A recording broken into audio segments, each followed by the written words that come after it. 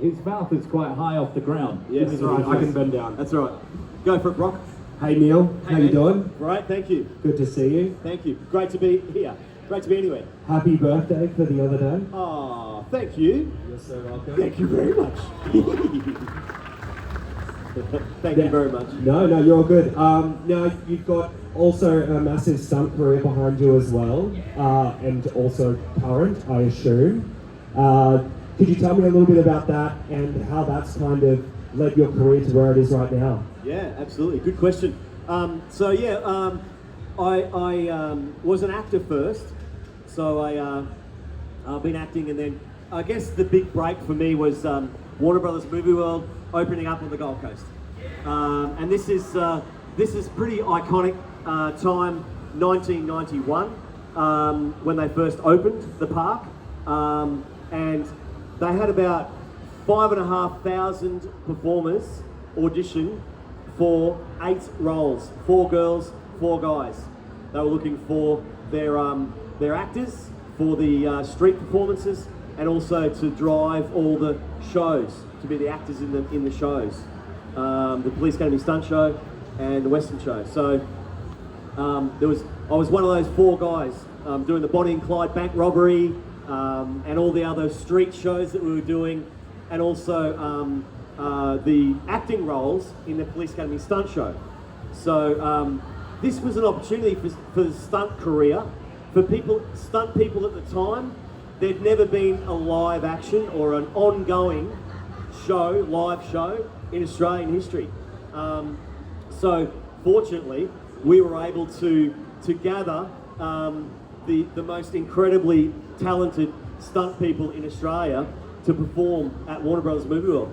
It was an ongoing gig that they were going to do potentially. So we had the cream of all the stunt guys and girls in Australia in the Western Show and in Police Academy Stunt Show. But stunties, by their nature, generally don't want to act. The whole thing of being a stuntie is that you're not seen. You're doubling someone. You've got to learn how to perform the stunts and have your face not seen.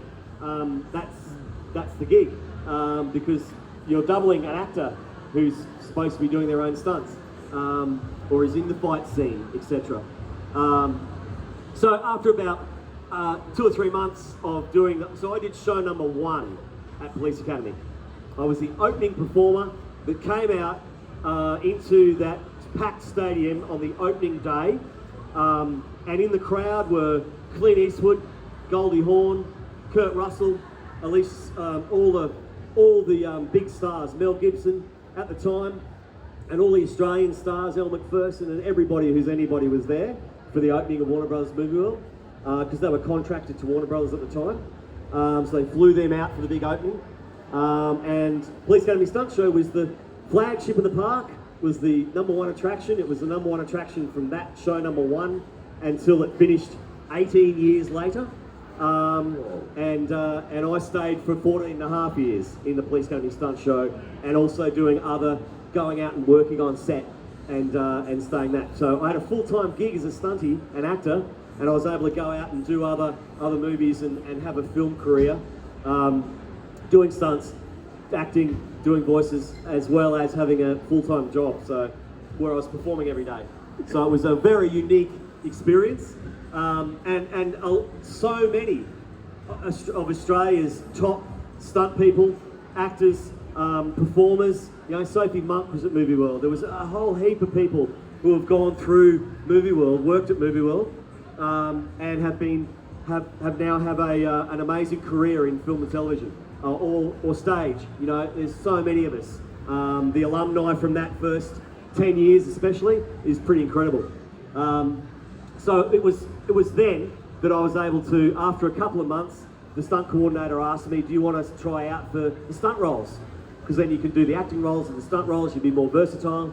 And being 25 and very fit, and I'd done a lot of things in my life that had led up to being a stuntie that I never knew I was doing. So I did a bit of go-karting, I did a bit of gymnastics, I'm pretty fit, I was a water skier, I drove boats. Anyway, lots of things in my life that I didn't know I was going to utilise as a stuntman, but then I had the skills. So yeah, I tried out, and yes, I was able to do the start training into the stunt roles in the show, in the Police Academy stunt show, and I ended up doing every role in the show because we all swapped around, and we had 3 shows a day, so you did a different role in each show. Sometimes you did the same role all day, but we swapped around. So that's how my stunt career started. And then back in 1991, Warner Brothers Studios was just starting. You know, they had 4 studios back then. And it was, Hurricane Smith had just been done in 1989. It was just sort of getting underway. And the Hollywood studios were hearing about Warner Brothers Studios on the Gold Coast. We had state-of-the-art facilities. Thanks, man. State-of-the-art facilities. And, you know, Gold Coast, Australia is a fantastic place to film because we've got so many locations a very short distance from studios. So on the Gold Coast, we've got, you know, desert, water, rainforest, you know, all these different looks within an hour of the studios. So it's a really, it's a very good place to shoot.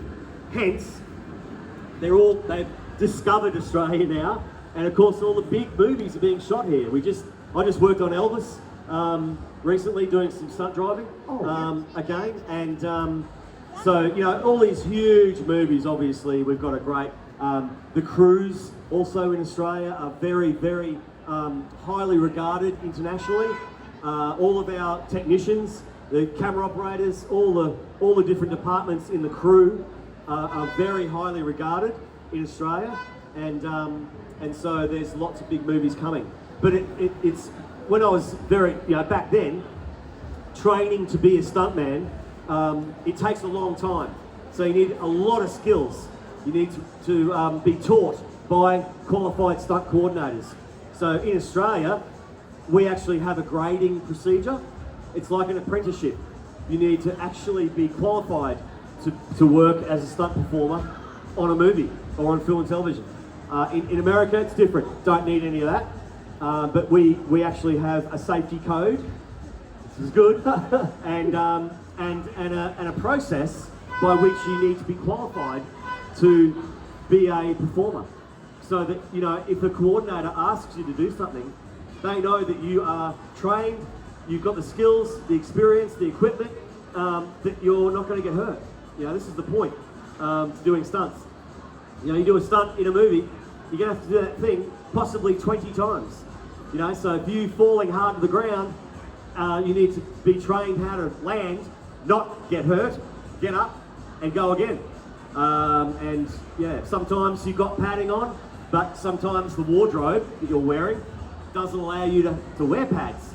So you might have to just hit the concrete very hard sometimes, and you've got to be able to learn how to fall, how to look after yourself to get up and do that all over again many, many times.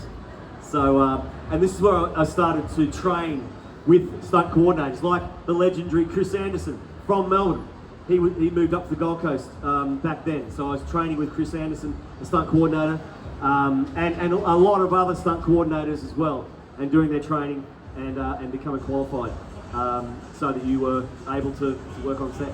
But it's a very long process, and if any of you are interested in stunt training, start early.